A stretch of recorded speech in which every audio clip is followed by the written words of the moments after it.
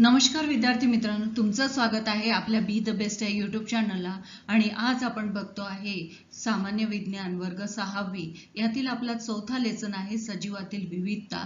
आणि या लेसनशी आपण स्वाध्याय म्हणजे सॉल्व्ड क्वेश्चन आन्सर्स बघणार आहोत. मित्रांनो, या लेसनचा पार्ट 1 आणि पार्ट 2 मी आधीच अपलोड केलेला आहे, ज्यामध्ये इझी वे तुम्हाला एक्सप्लेनेशन दिलेलं आहे. तर चला व्हिडिओला सुरुवात करूया. सजीवातील विविधता, solved questions and answers. First question आहे की आपल्याला इथे जोड्या लावायच्या आहे. तर जलचर याच्यामध्ये कोणता आहे? बेडूक, हंस, रानम्हैस आणि मासा. कोणता आहे? मासा आहे. देन चिखलासारख्या दलदलीत राहणारे कोण आहे? तर रानम्हैस आहे. उभयचर प्राणी कोणता आहे? बेडूक आहे. आणि पाण्याच्या पृष्ठभागावर विहार करणारा कोणता आहे पक्षी? हंस आहे. देन गटामध्ये न बसणारा कोणता आहे घटक आपल्याला ओळखायचा आहे आणि त्याचं कारण सुद्धा लिहायचं आहे. मग आता कोणता आहे? गाय आहे, घोडा आहे, बकरी आहे, मासा आहे. तर हे काय आहे? मासा. का बरं? कारण की मासा जलचर आणि सगळे बाकीचे इतर काय आहे? भूचर आहे. म्हणून वेगळा घटक कोणता आहे? मासा आहे. देन आंबा, पिंपळ, पेरू, कोथिंबीर. तर काय आहे? कोथिंबीर. कारण कोथिंबीर एक काय आहे? रोपटा आहे. तर हे सगळं बाकीचे वृक्ष आहेत म्हणून. देन आता नेक्स्ट आहे कांगारू आहे, चित्ता आहे, झुरळ, हरिण. मग याच्यातला झुरळ हा वेगळा घटक दिसतो आपल्याला. का बरं? कारण की झुरळ काय आहे? एक कीटक आहे आणि सर्व हे काय आहे? सस्तन प्राणी आहे. देन मूग, ज्वारी, गहू, बाजरी. तर याच्यातला वेगळा घटक कोणता आहे? मूग. कारण की मूग काय आहे? द्विबीजपत्री आहे आणि इतर सर्व एक बीजपत्री आहेत. देन आता नेक्स्ट आपला क्वेश्चन आहे की सत्य की असत्य आपल्याला सांगायचे आहे. मग आता मेहंदी इथे पाहिजे होतं मेहंदी. बरोबर. मेहंदी ही झुडूप एक प्रकारची वनस्पती आहे. तर आता सत्य आहे कारण की वनस्पतीमध्येच येतात. आपण वनस्पतीचे वेगवेगळे प्रकार बघितलेले होते. सोटमोट असणारे वृक्ष लहान वादळात सहज कोसळून पडतात. तर आपण बघितलेलं आहे सोटमोट म्हणजेच त्यांचे हे कशामध्ये येतात की एक स्ट्रॉंग त्यांचं रूट असे, एक मोठं असं असते आणि त्याला अशा वेगवेगळ्या ब्रांचेस निघालेल्या असतात. कशाला? सोटमूळ याला असं म्हणतो. आणि यांचे रूट्स हे खूप स्ट्रॉंग असतात. हे एकदल वनस्पती असते आणि म्हणूनच हे विधान काय आहे? असत्य आहे. आंब्याच्या झाडाला फुले येत नाहीत. तर हे विधान काय आहे? असत्य आहे. का बरं असत्य? की त्याला छोटी छोटी फुलं येतात. आपण त्याला म्हणतो मराठीमध्ये मोहर आला. झाडाला खूप चांगला मोहर आला म्हणजे त्याला ती काय असतात? फुलंच असतात आणि त्याच्यानंतर त्याच्यापासून कैऱ्या लागतात. बरोबर. देन पांढरी अस्वले वाळवंटात असतात. पांढरी अस्वले कुठे असतात? थंड प्रदेशामध्ये आपल्याला दिसतात आणि आपल्याकडच्या जंगलांमध्ये जी असतात ती काळी अस्वल असतात. मग वाळवंटात अस्वल असतातच का? मुळे नसतातच. म्हणून सेंटेन्स आपलं चुकीचं आहे. देन काही जातीचे साप उभयचर असतात. हे सुद्धा सेंटेन्स असत्य आहे. आता तुम्ही म्हणाल की उभयचर म्हणजे तुम्हीच तर म्हटलं होतं मला की काही प्राणी असे असतात की जे पाण्यामध्ये राहतात आणि जमिनीवर राहतात, त्यांना आपण उभयचर असं म्हणतो. पण साप हा उभयचर प्राणी नाही, तो सरपटणारा प्राणी आहे. म्हणजेच त्याला आपण रेप्टाइल्स असं म्हणतो. मग तो पाण्याजवळ आपल्याला आढळतो. पण जसं बेडकाचं लाईफस्टाईल म्हणजे त्याची जी लार्वा आहे, त्याची जी अंडी देणं, त्याच्यानंतर त्याची जी आपण टेडपॉल्स आहे, ही सगळी प्रोसेस त्यांची पाण्यामध्ये होते. म्हणून त्यांना आपण उभयचर असं म्हणतो. पण सापाचं असं नाहीये. साप हा कुठे? जमिनीवर राहतो. तो थोड्या वेळ पाण्यामध्ये जातो पण श्वास घेण्यासाठी त्याला बाहेरच यावं लागतं. म्हणून हा काय आहे? उभयचर असतात. हे विधान असत्य आहे. नेक्स्ट आपला आहे पहिली जोडीतील संबंध पाहून दुसऱ्या जोडीतील संबंध आपल्याला लिहायचा आहे. मग फर्स्ट काय आहे? झाडाच्या फांद्यांवर राहणारं कोण आहे? माकड राहतं. आणि जमिनीखाली राहणारं कोण आहे? उंदीर राहत असतं. देन कोरड्या जमिनीवर राहणारा, आता कोरड्या जमिनीत घोडा राहतो. तर गुहेत कोण राहतो? सिंह राहतो, अस्वल राहतं. बरोबर. मग इथे आपण आन्सर हे लिहू शकतो. देन आता पुढील चित्र नीट पाहायचे आहे आणि त्यावरून वनस्पतीविषयी कोणकोणती माहिती आपल्याला लक्षात येते ते सांगायचं आहे. मग ही वनस्पती हे काय आहे? वृक्षामध्ये येते.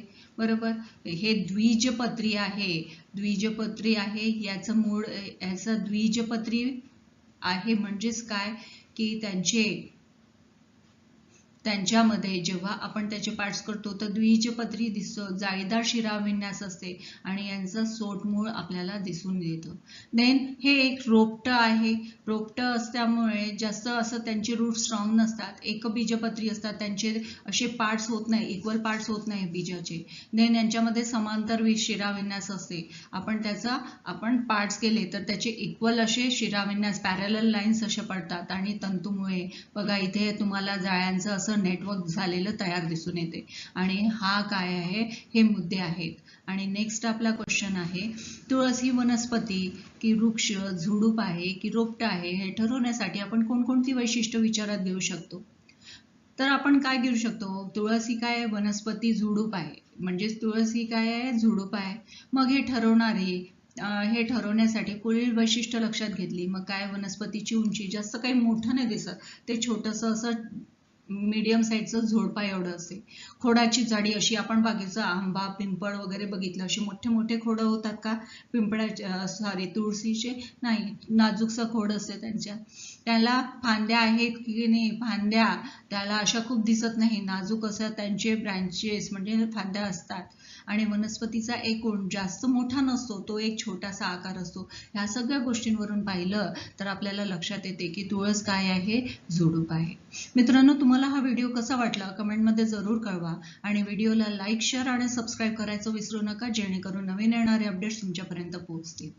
तर आता नेक्स्ट आपला क्वेश्चन आहे की एकबीजपत्री वनस्पती आणि द्विबीजपत्री वनस्पती यातील फरक आपल्याला स्पष्ट करायचा आहे. मग एकबीजपत्र असतं म्हणजेच याच्यामध्ये एकबीजपत्रीमध्ये म्हणजे एक बी घेतलं तर त्याचे असे पार्ट्स होत नाही. पार्ट्स म्हणजे आपण कुठलं दणका दिला तर त्याचे होतात, पण जसे आपण इक्वल पार्ट्स असे होणार का, नाही, त्याचा तुकडा पडतो, पण ते एकबीजपत्री असते. याच्यामध्ये 2 बीजपत्रे असतात, म्हणजेच त्याचे कसे 2 असे इक्वल पार्ट्स झालेले आपल्याला दिसून येते.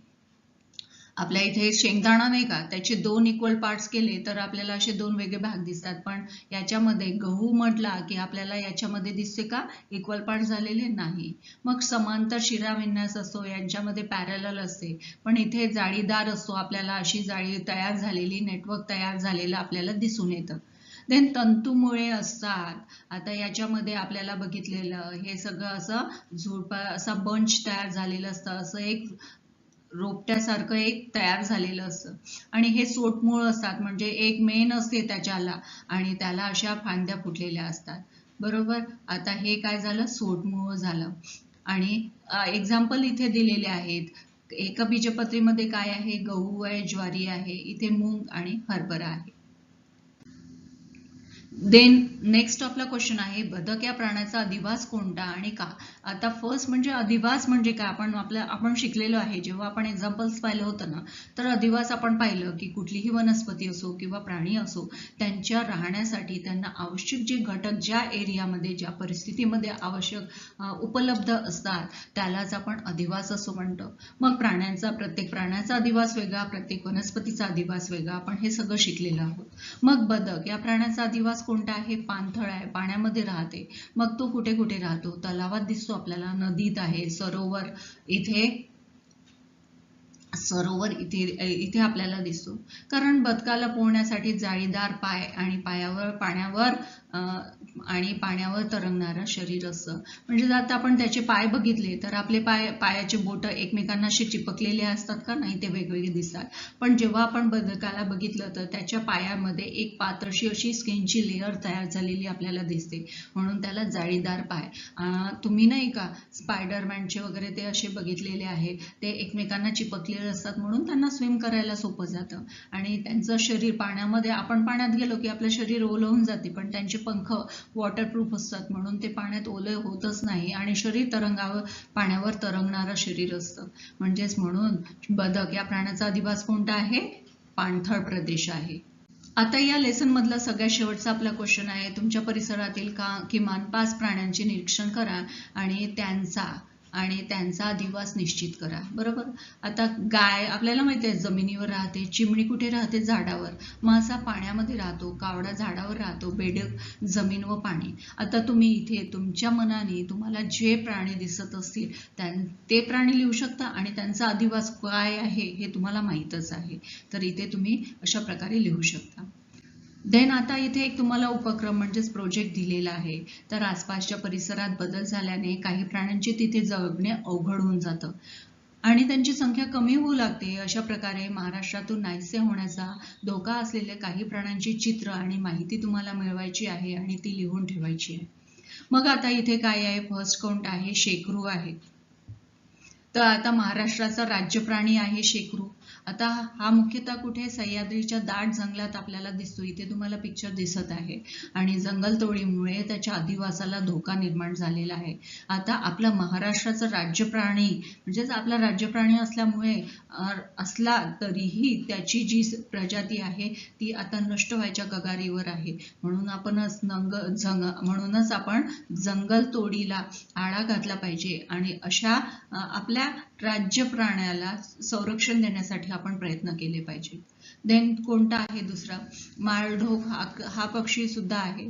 महाराष्ट्राच्या गवताळ प्रदेशात पूर्वी मोठ्या प्रमाणावर आढळत असणारा माळढोक पक्षी आहे. मग आता हा आधी सुरुवातीला दिसायचा, पण गवताळ प्रदेशच आता नष्ट झाले. आता त्याच्यामुळे अधिवासाला त्याला धोका निर्माण झालेला आहे. आणखीन तुम्ही लिहू शकता की आपण गवताळ प्रदेशाला संरक्षण दिलं पाहिजे, म्हणजेच अशा प्राण्यांचं संरक्षण आपोआपच होणार आहे. म्हणजेच ही जी प्रजाती आता नष्ट होण्याच्या याच्यावर आलेली आहे तर त्यांचं संरक्षण करणं आपलं कर्तव्य आहे. आणि तिसरा आहे पट्टेरी वाघ. मग आता हा कुठे दिसतो, आपला ताडोबा आहे, सह्याद्री आहे, टिपेश्वर यासारख्या जंगलामध्ये हे पट्टेरी वाघ आपल्याला दिसून येतो. मग काय होते, जंगलतोड करतो म्हणून यांच्या अधिवासाला धोका निर्माण झालेला आहे. आणखीनही तुम्ही पॉइंट्स याच्यामध्ये ऍड करू शकता. तर मित्रांनो, इथे आपला हा व्हिडिओ संपलेला आहे. तुम्हाला कसा वाटला कमेंटमध्ये जरूर कळवा आणि व्हिडिओला लाईक, शेअर आणि सबस्क्राईब करायचं विसरू नका, जेणेकरून नवीन येणारे अपडेट्स तुमच्यापर्यंत पोहोचतील. तर भेटूया लगेचच नेक्स्ट व्हिडिओमध्ये. तोपर्यंत थँक्यू.